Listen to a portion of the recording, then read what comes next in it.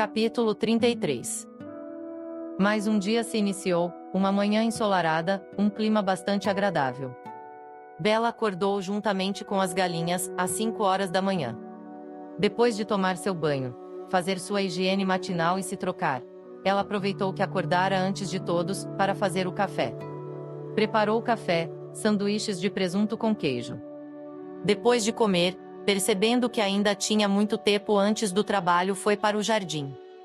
Na quinta roseira, à esquerda da moça encontrava-se uma rosa arrancada com um papel próximo a ela. A jovem não pensou duas vezes, levantou-se e pegou o estranho bilhete. Buscam pelo mesmo que observa vocês 24 horas por dia. Isabela leu aquele bilhete 4 vezes, tentando entender o que se passava e como aquele bilhete chegara até ela. Voltou para dentro de casa, pegando o celular, tirou uma foto do bilhete, escrito com caneta vermelha, pretendia enviar a foto para Isaac, porém o jornalista já lhe mandara a mesma foto. Apareceu no portão da minha casa. Mensagem enviada às 5 horas e 45 minutos. Mensagem de Isabela. Olha aqui. Enviada às 6 horas e 21 minutos. Isabela não percebeu a aproximação do pai, o mesmo a olhava com curiosidade. Bom dia, filha. Aconteceu alguma coisa? A jovem não respondeu nada, apenas entregou o recado que também era direcionado ao pastor. Informação surpreendente, mas também é útil. Tiago falou depois de ler o bilhete atentamente. Como assim, pai? Isso não vai nos ajudar nas investigações. A filha retrucou. Vamos pensar com a cabeça, Bela.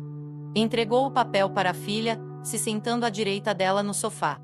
Se ele está nos observando, significa que o sujeito está por perto. Como nenhum plano é perfeito, ele vai cometer um deslize e nós vamos descobrir quem é. Precisamos ficar atentos a qualquer um que se aproxime de nós, principalmente o Rodrigo e o Livi. Isabela falou. Com certeza, todo cuidado é pouco. Isabela chegou mais cedo na confeitaria, encontrando Ulisses parado em frente à porta. Bom dia, Bela. Ela sorriu. Bom dia, Ulisses. Madrugou hoje? Ela perguntou. Eu não fui o único, pelo que vejo, mais alguém resolveu acordar cedo. Ele falou sorrindo.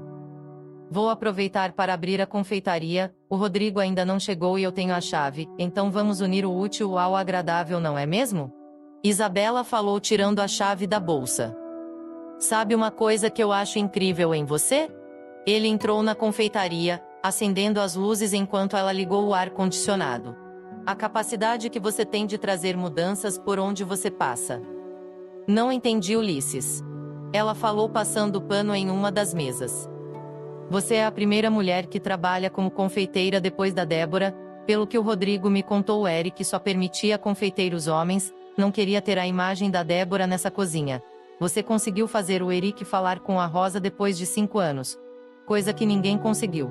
Parece que você veio para Graville com o intuito de trazer mudanças. Ulisses falou.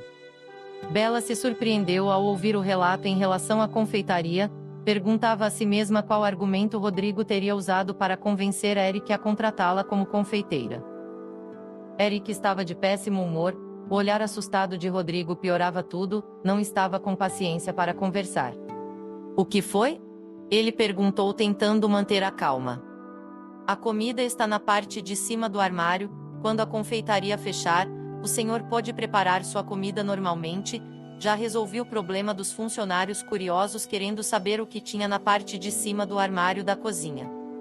Rodrigo procurava coragem para tocar naquele assunto extremamente delicado, sabia o quanto era doloroso para Eric. Mais alguma coisa? Ele perguntou dando de ombros. É que eu. Rodrigo respirou fundo, desejando ir até Isabela e dizer que estavam com o quadro de funcionários completo. Rodrigo, fala logo. Eric falou, procurava manter a sanidade mental intacta. A Isabela Moraima, filha do Tiago, o homem que negociou com o senhor o aluguel da casa, ela quer um emprego de confeiteira. Rodrigo falou. O coração de Eric se apertou, não conseguia imaginar nenhuma outra mulher na cozinha que lembrava tanto sua amada Débora. Débora tinha verdadeiro amor pelo que fazia, seus olhos brilhavam a cada cliente satisfeito. Que pena, a pobre moça vai ficar desempregada. Por não querer demonstrar a tristeza que sentia, Eric optou pelo que sempre o mantinha na defensiva, a ironia. Senhor, a Bella é uma ótima moça, é muito especial e eu acho que o senhor deveria dar uma chance a ela. Eu não estou aqui para discutir o caráter da menina, e também não me interessa se ela é boa ou não. A questão é, se eu deixar ela assumir a cozinha que pertenceu à minha esposa, de uma maneira ou de outra ela vai estar entrando na minha vida. E não é isso que eu quero. Eu não tenho muito contato com as outras funcionárias, mas no caso dela, estaremos perto um do outro mesmo não nos conhecendo. Se ela for tão especial quanto você diz, vai me trazer lembranças, as quais eu quero apagar da minha memória. Não pense que eu não entendo você. Eric surpreendeu-se ao ouvir Rodrigo chamar de você, era sinal de que não estava falando como empregado e sim como amigo. Mas eu insisto em pedir para você contratar essa moça, eu te garanto que a Débora gostaria muito que essa confeitaria fosse cuidada por alguém que tivesse o mesmo amor pela confeitaria que ela tinha. E eu tenho certeza que a Isabela é a pessoa indicada para isso. Desde a morte da Débora, essa confeitaria perdeu um pouco o movimento e nós dois sabemos disso. Você quer um confeiteiro apenas profissional ou alguém que realmente coloque amor nesses doces? Quer alguém que continue mantendo o legado da Débora? Então contrate a Isabela, eu tenho certeza que esse lugar vai voltar a ter o brilho e a vida que tinha antes. Aquilo foi um choque de realidade para Eric, por mais difícil que fosse para ele admitir. Rodrigo estava certo. Pode contratar a moça. Ele falou de forma quase inaudível, mas alto o suficiente para Rodrigo ouvir. O senhor está falando sério? Rodrigo perguntou animado. Vai logo antes que eu me arrependa. Eric falou, Rodrigo se retirou rapidamente. Eu não fiz nada, Ulisses, o mérito é de Deus, eu fui apenas um instrumento. Isabela falou abrindo a porta da cozinha. Ele usa você de uma maneira incrível, pois eu nunca vi ninguém assim. Ele falou olhando para ela. Não sou merecedora de nada, Ulisses, ele faz tudo isso por amor. O brilho nos olhos dela enquanto falava impressionou o rapaz. Você realmente é uma mulher de Deus. Ulisses falou enquanto o primeiro cliente adentrava a confeitaria. Depois do expediente, o casal de pastores chegou. Rebeca trazia uma Bíblia embrulhada para presente. Colocou a mesma em cima da mesa e foi pegar alguns doces escondida, aproveitando que a filha estava ocupada encostando a porta, na tentativa de garantir que ninguém fosse bisbilhotar. Amor, você já ouviu falar no mandamento que diz, não furtarás?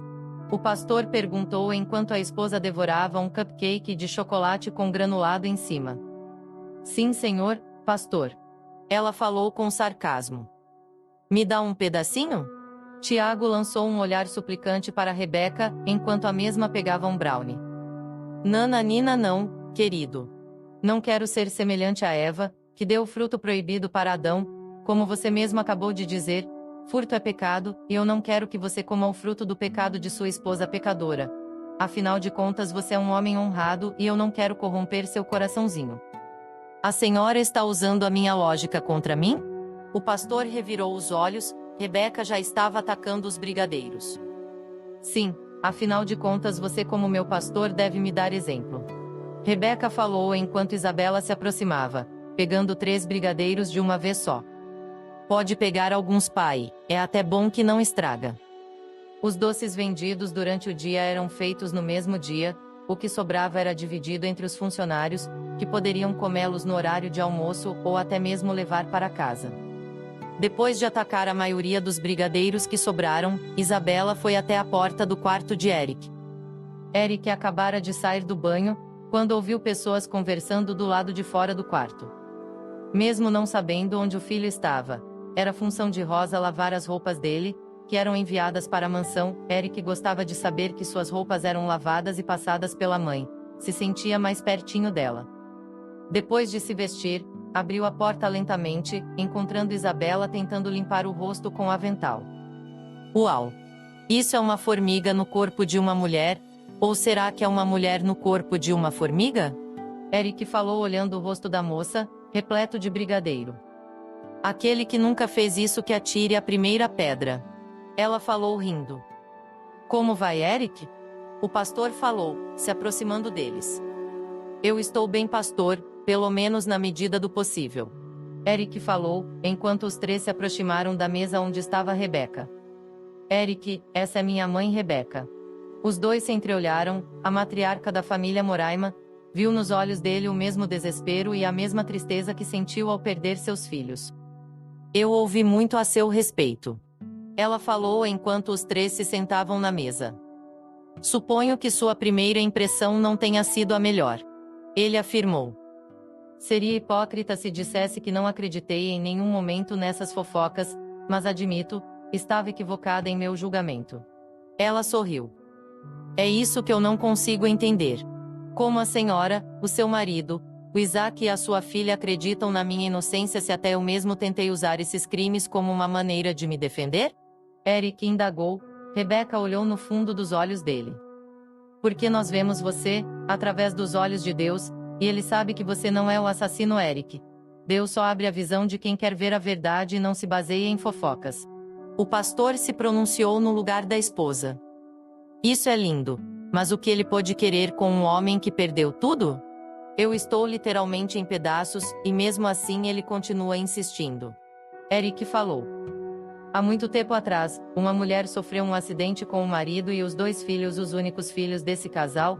Ela ficou consumida pela dor das perdas e pela culpa, pois ela era quem estava dirigindo o carro. Ela se afastou do marido, da família e principalmente de Deus.